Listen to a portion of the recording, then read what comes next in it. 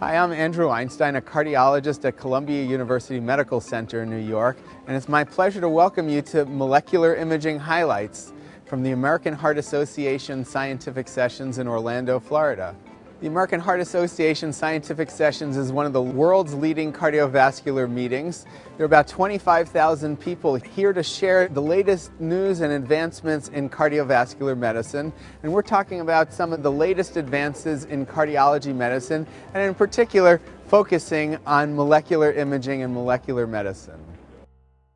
Jason Tarkin, thank you very much for joining us today. Thank you very much for the invitation. What is molecular imaging? Molecular imaging is an emerging technique whereby specific molecular processes are targeted with imaging techniques. This allows us to understand snapshots into the underlying biology in the field of atherosclerosis. This can allow us to see processes such as inflammation, early calcification, new vessel formation, and all of this information about these different processes help us understand more about the disease progress, how it progresses, and how it might develop into the clinical symptoms and the way in which patients present.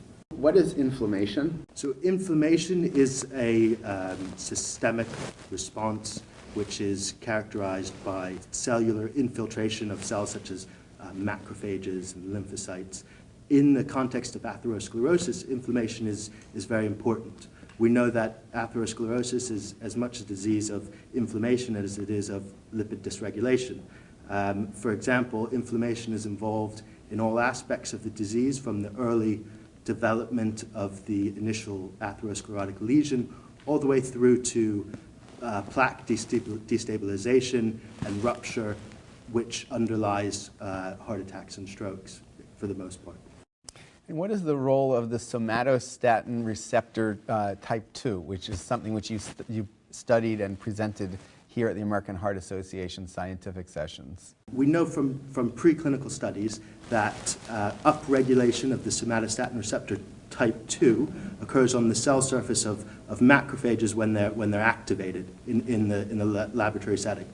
Now, what we've done in this study is to try and find out whether applying existing technology where we can image somatostatin receptors using positron emission tomography with a specific radio-labeled target.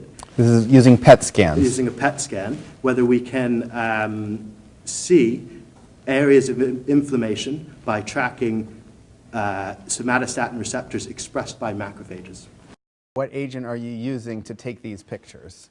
So the radio tracer that we use is called dotatate. Mm-hmm. It binds specifically to somatostatin receptor 2, and it's currently used clinically in routine neuroendocrine tumor imaging. Mm-hmm. So it's something that we were able to use existing technology and apply this to study inflammation and atherosclerosis. Now, people will often use something called fluorodeoxyglucose to image inflammation. What might be limitations of this existing methodology in terms of imaging inflammation in the coronary arteries, the arteries that supply blood to the heart in particular? Thank you. So FDG is a very good tracer which has been extensively validated in the carotid arteries and other large static arteries such as the aorta. The difficulty in the heart is that under a range of normal physiological conditions, the myocardial muscle cells avidly take up FDG. The reason for that is because FDG is a glucose analog, so any cell that uses glucose for its metabolism will take up the tracer. Many different techniques have been tried to try and suppress FDG uptake in the heart. Specifically, people have tried modifying the diet.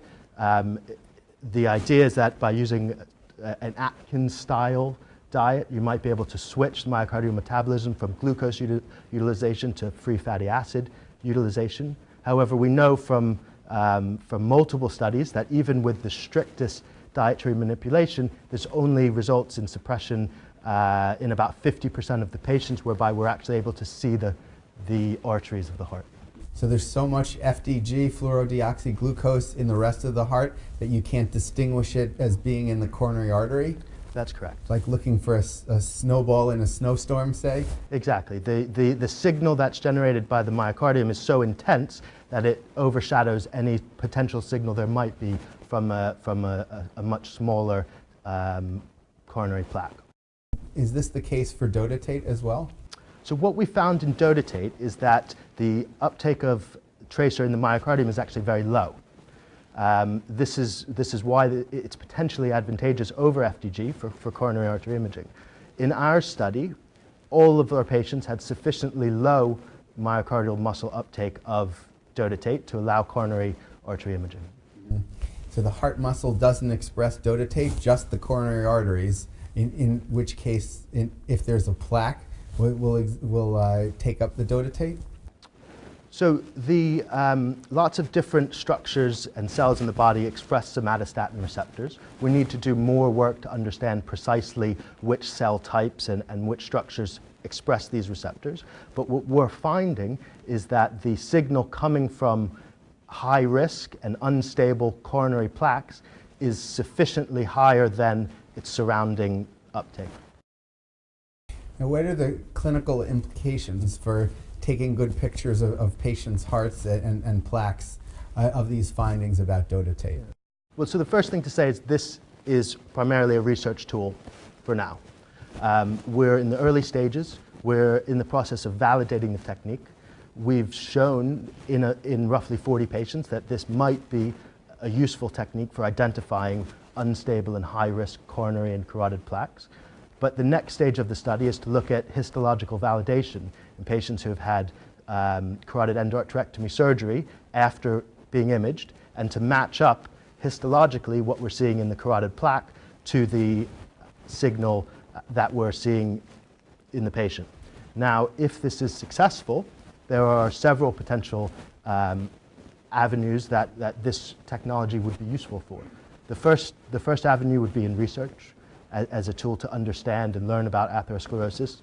The second avenue would be in drug development to test the anti-inflammatory effects of potential new anti-atherosclerosis drugs in the pipeline. And the third ultimate aim would be to identify patients most at risk of future heart attacks and strokes. So in the context of other available clinical imaging techniques, such as X-ray angiography, CT angiography, MRI, it provides another piece of the picture that might allow us to get a better idea of the patient's overall risk. It's not just about identifying a vulnerable plaque, because we know from prospective intravascular imaging studies that identifying a vulnerable plaque isn't enough.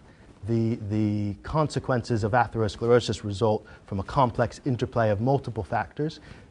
Identifying plaque inflammation and which plaques are most active and which patients have active disease might be one way that we can help predict which patients would go on to develop heart attacks and strokes, but that's taken in the context of lots of other imaging tools and clinical assessment tools that we already have. And then presumably act to prevent a heart attack or a stroke from occurring in that patient. So the idea would be when and if this technology is applied for routine clinical use, that it might help us to tailor individual treatments to benefit patients. Fantastic. It sounds like it has tremendous potential. I congratulate you and your colleagues, Dr. Rudd and the team at Cambridge University in England for these tremendous accomplishments. Thank you very much, and I would like to thank my colleagues and also the Wellcome Trust who have been instrumental in funding the study. Terrific. Well, thank you very much, Dr. Tarkin. Thank you.